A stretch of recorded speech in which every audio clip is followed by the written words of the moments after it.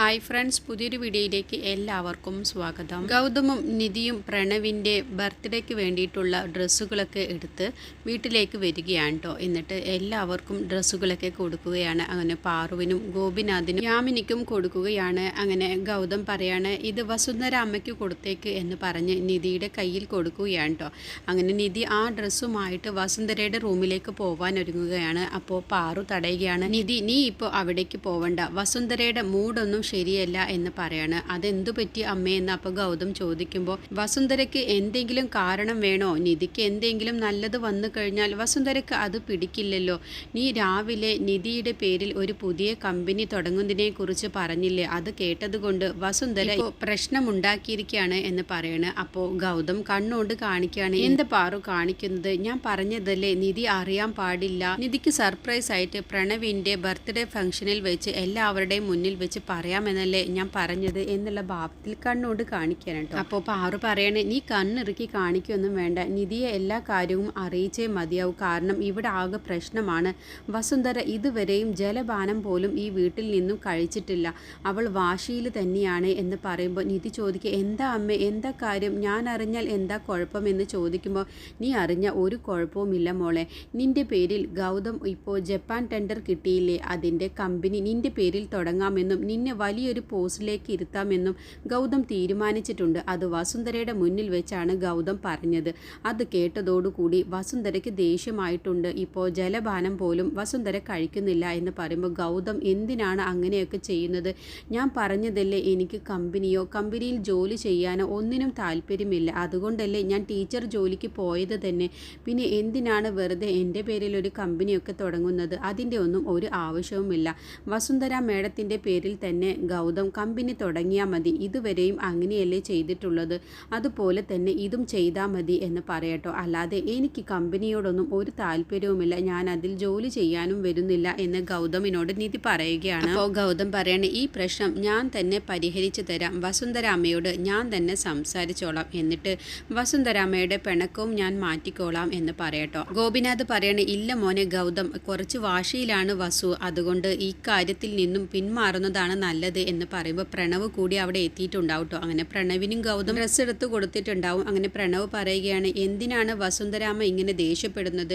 ആൻറ്റിക്ക് ദേഷ്യപ്പെടേണ്ട ഒരു കാര്യവുമില്ലല്ലോ. അപ്പോൾ ഗോപിനാഥ് ഗൗതമിനോട് പറയണേ, നീ വസുവിൻ്റെ പേരിൽ തന്നെ ഈ ഒരു കമ്പനിയും തുടങ്ങിക്കോ, എന്നാൽ പിന്നെ പ്രശ്നങ്ങളൊക്കെ ഇപ്പോൾ തന്നെ മാറുകയും ചെയ്യും. വസു നമുക്ക് വേണ്ടിയിട്ടല്ലേ എല്ലാ കാര്യവും ഇതുവരെയും ചെയ്തിട്ടുള്ളത്, അതുകൊണ്ട് ഇതും ഇനി അങ്ങനെ തന്നെ മതി എന്ന് പറയട്ടോ. അപ്പോൾ പ്രണവ് പറയാണ്, എല്ലാ കമ്പനികളും വസുന്ധരാൻറ്റിയുടെ പേരിൽ തന്നെയല്ലേ, ഈ ഒരു കമ്പനിയല്ലേ ഉള്ളൂ.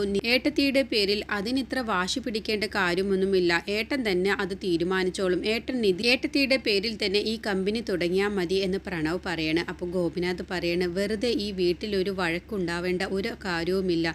വസുവിന് അത് ഇഷ്ടമില്ലെങ്കിൽ നമ്മളായിട്ട് അത് ചെയ്യാൻ നിൽക്കണ്ട, വസു പറയുന്നത് പോലെ അങ്ങ് തീരുമാനിക്കാം. വസു ഭയങ്കര വാശിയിൽ തന്നെയാണ്, ഇതുവരെയും ഒരു പച്ചവെള്ളം പോലും ഈ വീട്ടിൽ നിന്നും കഴിച്ചിട്ടില്ല. ഈ ആ കമ്പനി വസുവിൻ്റെ പേരിൽ അങ്ങ് തുടങ്ങിയേക്ക്, അതോടുകൂടി പ്രശ്നം പരിഹാരമാവുകയും വസുന്ധര ഈ വീട്ടിൽ നിന്ന് ഭക്ഷണം കഴിക്കുകയും ചെയ്യും.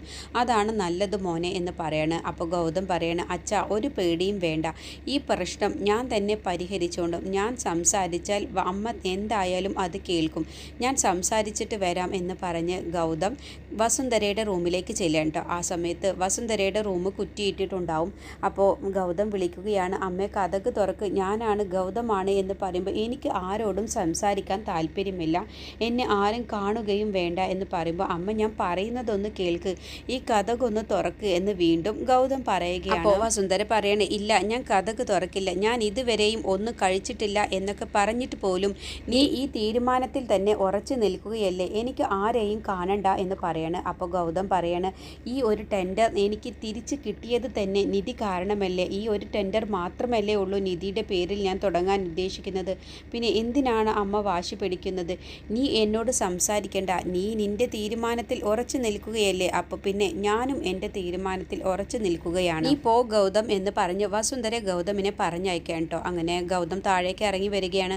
അപ്പോൾ ഗോപിനാഥ് ചോദിക്കുകയാണ്, എന്തായി കാര്യങ്ങൾ എന്ന് ചോദിക്കുമ്പോൾ, ഇല്ല അച്ഛ, അമ്മ നല്ല വാശിയിൽ തന്നെയാണ് എന്ന് പറയുമ്പോൾ ഗോപിനാഥ് പറയണേ, എനിക്കറിയാം വസുവിൻ്റെ വാശി, അതുകൊണ്ടാണ് ഞാൻ പറഞ്ഞത് ഈ പ്രോജക്റ്റ് നീ മാറ്റിവെക്കുക, എന്നിട്ട് വസുന്ധരയുടെ പേരിൽ തന്നെ തുടങ്ങിയേക്ക് എന്ന് പറയണം. പാറു പറയണേ, ഇതുവരെയും ഒരു ഭക്ഷണം പോലും കഴിച്ചിട്ടില്ല, ഒരു വെള്ളം പോലും കുടിച്ചിട്ടില്ല. അത്രയും വാശിയിലാണ് വസുന്ധര ഉള്ളത്. അതുകൊണ്ട് എനിക്ക് ആകെ പേടിയാവുന്നു എന്ന് പാറു പറയട്ടോ. അപ്പോൾ നിധി പറയണം, വസുന്ധര മേഡം ഭക്ഷണം കഴിച്ചിട്ടില്ല, അതല്ലേ പ്രശ്നം. എന്നാൽ നമുക്ക് വസുന്ധര മേഡത്തിനെ കൊണ്ട് ഭക്ഷണം കഴിപ്പിക്കാം. ഞാൻ അക്കാര്യം ഏറ്റു എന്ന് നിധി പറയുമ്പോൾ ഗൗതം പറയണം, ഞാൻ പോയിട്ട് ഇതുവരെയും നടന്നില്ല, പിന്നെയാണോ നീ വിചാരിച്ചാൽ നടക്കുന്നത്? നീ എന്താ അമ്മയോട് സംസാരിക്കാൻ പോവുകയാണോ എന്ന് ചോദിക്കുമ്പോൾ നിധി പറയണം, ഞാനൊന്നും പോയി സംസാരിക്കുന്നില്ല, ഞാൻ പോയി സംസാരിച്ചിട്ട് കാര്യവുമില്ല. പക്ഷേ ഞാൻ ഒരു കാര്യം ഞാൻ നിങ്ങളോട് പറയാം, വസുന്ധര മേഡം ഭക്ഷണം കഴിക്കും, അതും ഞാൻ ഇവിടെ നിന്നുകൊണ്ട് തന്നെ വസുന്ധര മേഡത്തിനെ കൊണ്ട് ഭക്ഷണം കഴിപ്പിക്കുന്ന വിദ്യ ഞാൻ കാണിച്ചു തരട്ടെ എന്ന് പറയട്ടോ. നീ എന്താ ഉദ്ദേശിച്ചത് എന്ന് ഗൗതം ചോദിക്കുമ്പോൾ ഞാൻ കാണിച്ചു തരാം. അപ്പോൾ പാറു പറയണ, ആ നിധിക്ക് വിട്ടുകൊടുക്ക്, നിധി ഉറപ്പായും എന്തെങ്കിലും ഒരു കാര്യം ഏറ്റെടുത്താൽ അത് ചെയ്തു തന്നിരിക്കും, നമുക്ക് നോക്കാം എന്ന് പറയണ. അങ്ങനെ നിധി ഫോൺ എടുത്ത് നേരെ നിഖിലിനെ വിളിക്കുകയാണ് കേട്ടോ. എന്നിട്ട് നിഖിലിനോട് കാര്യം പറയുകയാണ്.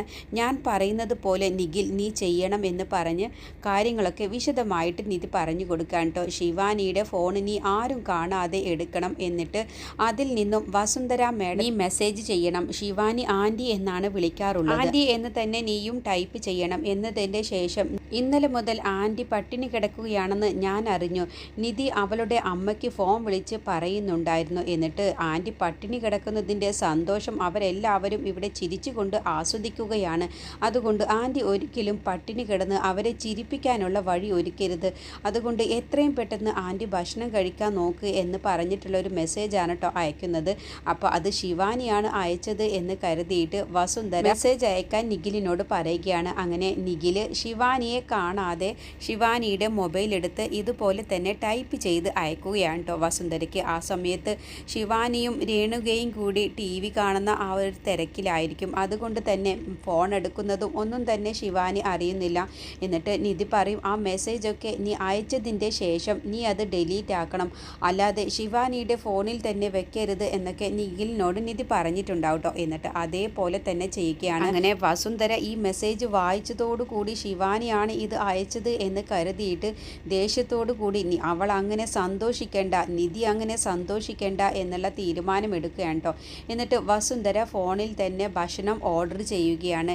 എനിക്കിനി പട്ടിണി കിടക്കാൻ കഴിയില്ല, അവൾ അത്രയ്ക്ക് സന്തോഷിക്കേണ്ട എന്നും മനസ്സിൽ കരുതിയിട്ട് ഭക്ഷണത്തിന് ഓർഡർ ചെയ്യുകയാണ്. നിധി നിഖിലിനോട് ഇതൊക്കെ പറഞ്ഞു കൊടുക്കുന്നത് കേട്ട് പ്രണവിനൊക്കെ ഒരുപാട് സന്തോഷമാവാണ്. അങ്ങനെ പ്രണവ് നിധിക്ക് കൈ കൊടുക്കുകയാണ്. ആൻറ്റിയുടെ ഐഡിയ അപാരം തന്നെ, ഇത് എന്തായാലും വർക്കൗട്ട് ആവാൻ സാധ്യതയുണ്ട് എന്ന് പറയട്ടെ. അപ്പോൾ ഗൗതം പറയണേ, അതിന് സാധ്യതയില്ല, വസുന്ധരാമ്മയുടെ ബുദ്ധി എനിക്ക് അറിയാവുന്നതാണ്, അമ്മ ഒരിക്കലും ഇതൊന്നും അമ്മ ഇതിലൊന്നും വീഴാൻ പോകുന്നില്ല എന്ന് പറയാണ്. അപ്പം നിധി പറയണേ, ഇതിൽ എന്തായാലും വർക്കൗട്ട് ആവും, കാരണം ഞാൻ സന്തോഷിക്കും എന്ന് കേട്ടാൽ വസുന്ധര മേഡത്തിന് അത് ഒട്ടും തന്നെ ഇഷ്ടമാവില്ല, അതുകൊണ്ട് ഇത് ഉറപ്പായും നടക്കും എന്ന് പറയാണ്. അങ്ങനെ ഓർഡർ ചെയ്ത ഭക്ഷണം അവിടെ എത്തുകയാണ് കേട്ടോ. അപ്പോൾ ബെല്ലടിക്കുകയാണ്, കോളിംഗ് ബെല്ലടിക്കുകയാണ്. ആ സമയത്ത് വസുന്ധര താഴേക്ക് ഇറങ്ങി വരികയാണ് കേട്ടോ. അപ്പോഴത്തേക്കും നിധിയും യാമിനിയും കൂടി ഓർഡർ വന്ന സാധനം വാങ്ങാൻ വേണ്ടി നോക്കുകയാണ് കേട്ടോ.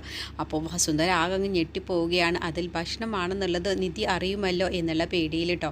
അപ്പോൾ വസുന്ധര ചോദിക്കുകയാണ്, അത് എനിക്ക് വന്ന ഓർഡറാണ്, എന്തിനാണ് നിങ്ങൾ വാങ്ങുന്നത് എന്ന് ചോദിക്കുമ്പോൾ, അതിന് മേഡത്തിന് വന്നതാണെന്ന് ഞങ്ങളെങ്ങനെ അറിയും, ഞാനാണ് ഓർഡർ ചെയ്തത്, അതൊരു ടേബിൾ ലാമ്പാണ് എന്ന് പറഞ്ഞ് വസുന്ധര ആ കൊറിയർ അങ്ങ് വാങ്ങുകയാണ് കേട്ടോ. അപ്പോൾ യാമിനി ഇങ്ങനെ പുഞ്ചിരിക്കുകയാണ്. അപ്പോൾ വസുന്ധര ഇങ്ങനെ പേടിയോട് കൂടിയിട്ടാണ് കേട്ടോ അവിടെ നിൽക്കുന്നത്. ഇവരെങ്ങാനും ഇതിൽ ഭക്ഷണമാണെന്നുള്ളത് അറിയുമോ എന്നുള്ള പേടിയിൽ നിൽക്കുകയാണ്. അങ്ങനെ ആ കൊറിയറും വാങ്ങിയിട്ട് വസുന്ധര നേരെ റൂമിലേക്ക് പോവാൻ നിൽക്കുകയാണ്. അപ്പോഴത്തേക്കും അവിടേക്ക് ഗൗതമും ഗോപിനാഥും പാറുവും നിധിയും യാമിനിയും പ്രണവും ഒക്കെ ഉണ്ടാവും. അങ്ങനെ ഇതെന്താണ് എന്ന് പാറു ചോദിക്കുകയാണ്. അത് ടേബിൾ ലാമ്പ് ഓർഡർ ചെയ്തതാണ് എന്ന് പറയണം. അപ്പോൾ പാറു പറയും, എങ്കിൽ അതൊന്ന് കാണിച്ചു തരുമോ, എനിക്കും അതുപോലെ ഒരെണ്ണം വാങ്ങാനാണ് എന്ന് പറയട്ടെ. അപ്പോൾ വസുന്ധര പരിഭ്രമത്തോടു കൂടി പറയുകയാണ്, അതിൻ്റെ ഒന്നും ആവശ്യമല്ല, ഏട്ടത്തിക്ക് വേണമെങ്കിൽ ഏട്ടനോട് പറഞ്ഞാൽ നല്ലതൊരെണ്ണം വാങ്ങിത്തരുമെന്ന് പറഞ്ഞ് അവിടെ നിന്നും പോകാൻ നിൽക്കുകയാണ്. അപ്പോൾ യാമിനി പറയുകയാണ്, അല്ല ഇവിടെ എന്താ നല്ലൊരു ബിരിയാണിയുടെ ഒക്കെ ഒരു സ്മെല്ല് വരുന്നുണ്ടല്ലോ എന്ന് പറയുമ്പോൾ വസുന്ധര പെട്ടെന്ന് ഞെട്ടിപ്പോവുകയാണ്. നിധി പറയാണ്, അത് നിനക്ക് തോന്നുന്നതാണ്, നീ ഒന്ന് വെറുതെ ഇരുന്ന യാമിനി എന്ന് പറയാണ്. അങ്ങനെ വസുന്ധര ആ കൊറിയറുമായിട്ട് പെട്ടെന്ന് തന്നെ റൂമിലേക്ക് പോവാൻ ഒരുങ്ങുകയാണ്. അപ്പോഴത്തേക്കും നിധി പ്രണവിനോട് ഗൗതമിനോട് പറഞ്ഞ് വസുന്ധരയുടെ റൂമിൽ ഒരു ചെറിയ ക്യാമറ കൊണ്ടുപോയി വെച്ചിട്ടുണ്ടാവും കേട്ടോ. വസുന്ധര ഭക്ഷണം കഴിക്കുന്നത് ലാപ്ടോപ്പ് വഴി കാണാൻ വേണ്ടിയിട്ട്. അങ്ങനെ പ്രണവ് എല്ലാ കാര്യവും ചെയ്തു വെച്ചിട്ട് താഴേക്ക് ഇറങ്ങുകയാണ്. എന്നിട്ട് വസുന്ധര നേരെ റൂമിലേക്ക് ചെല്ലുകയാണ് കേട്ടോ. എന്നിട്ട് വസുന്ധര പറയാണ്, ശിവാനി കാരണമാണ് എനിക്ക് ഈ ഭക്ഷണം കഴിക്കാൻ പറ്റിയത്, അവളോടൊരു താങ്ക്സ് പറഞ്ഞാലോ എന്ന് ചോദിക്കാട്ടോ. അപ്പോഴത്തേക്കും നിധിയും പ്രണവും ഒക്കെ ലാപ്ടോപ്പ് ഓപ്പൺ ആക്കി വെച്ചിട്ടുണ്ടാവും. അയ്യോ വസുന്ധര മേഡം ശിവാനിക്ക് വിളിച്ചാൽ എല്ലാ കള്ളത്തരവും പൊളിയുമല്ലോ എന്ന് പേടിക്കാൻ കേട്ടോ. അപ്പോൾ വസുന്ധര പെട്ടെന്ന്, അല്ലെങ്കിൽ വേണ്ട, ഭക്ഷണം കഴിച്ച ശേഷം ശിവാനിയെ വിളിക്കാമെന്നും പറഞ്ഞ് ആക്രാന്തത്തോട് കൂടിയിട്ട് വസുന്ധര ഭക്ഷണം കഴിക്കുകയാണ്. അപ്പോൾ ഇതെല്ലാം അവർ ലൈവ് ലാപ്ടോപ്പിൽ കാണുകയാണ്. വസുന്ധര ആക്രാന്തത്തോട് കൂടി ഭക്ഷണം കഴിക്കുന്നത് കാണുന്ന സമയത്ത് അങ്ങനെ അവരെല്ലാവരും കൂടി ഒന്ന് ചിരിക്കുകയാണ് കേട്ടോ, വസുന്ധരയുടെ ഭക്ഷണം കഴിക്കുന്നത് കാണുന്ന സമയത്ത്. എന്നിട്ട് ഗൗതമും എല്ലാവരും നിധിയോട് നന്ദി പറയുകയാണ്. നീ കാരണമാണ് വസുന്ധര അമ്മ ഭക്ഷണം കഴിച്ചത്. നിന്നോട് അമ്മ ഒരുപാട് ദ്രോഹങ്ങൾ ചെയ്തിട്ടുണ്ട്, പക്ഷെ അതൊന്നും നീ മനസ്സിൽ വെക്കാതെ നീ അമ്മ ഭക്ഷണം കഴിക്കാൻ വേണ്ടി ഇങ്ങനെ ഒരു കാര്യം ചെയ്തത് കൊണ്ടാണ് അമ്മ ഭക്ഷണം കഴിച്ചത് എന്നൊക്കെ ഇങ്ങനെ പറഞ്ഞ് നിധിയെക്കുറിച്ച് സംസാരിക്കുകയാണ് കേട്ടോ. അങ്ങനെ ഗൗതം പറയുകയാണ്, ഞാൻ എന്തായാലും ഈ പ്രോജക്റ്റിൽ നിന്ന് പിന്മാറുകയില്ല, അത് നിധിയുടെ പേരിൽ തന്നെ തുടങ്ങുമെന്ന് പറയുമ്പോൾ നിധി പറയണം, അത് വേണ്ട, എനിക്കതിനോട് യാതൊരുവിധ താല്പര്യവുമില്ല, വെറുതെ വസുന്ധര മേഡത്തിനെ വെറുതെ ദേഷ്യം പിടിപ്പിക്കരുത്. ഗൗതം വസുന്ധര മേഡത്തിൻ്റെ പേരിൽ തന്നെ കമ്പനി തുടങ്ങിയാൽ മതി എന്ന് പറയുമ്പോൾ ഗൗതം പറയും, ഇക്കാര്യത്തിൽ ഞാൻ ആര് പറഞ്ഞാലും കേൾക്കില്ല, ഞാൻ ഒരു തീരുമാനം എടുത്തിട്ടുണ്ടെങ്കിൽ അതിൽ ഉറച്ചു തന്നെ നിൽക്കും, ഞാൻ തീരുമാനിച്ചതുപോലെ തന്നെ കാര്യങ്ങൾ ചെയ്യും, അമ്മയുടെ മനസ്സൊക്കെ ഞാൻ മാറ്റിയെടുത്തോണ്ട് എന്ന് പറഞ്ഞു പോവുകയാണ്.